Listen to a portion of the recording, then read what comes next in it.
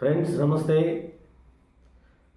కోర్టులలో ఏ భాష వాడాలి అనే నిబంధన ఏమైనా ఉన్నదా అనే అంశాన్ని మనం ఒకసారి పరిశీలించినట్లయితే సెక్షన్ 137 ఆఫ్ సిపిసి ప్రకారంగా కోర్టులో ఏ భాష వాడాలి అనేది ఆయా రాష్ట్ర ప్రభుత్వాలకు అధికారం ఇవ్వడం జరిగినది.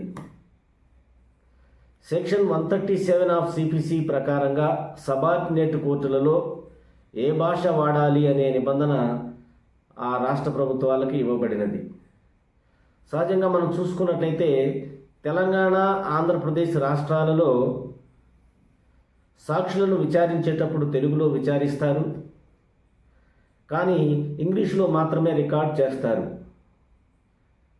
తెలంగాణ, ఆంధ్రప్రదేశ్ రాష్ట్రాలలో ఇంగ్లీష్ని అఫీషియల్ లాంగ్వేజ్గా వాడటం అనేది జరుగుతుంది.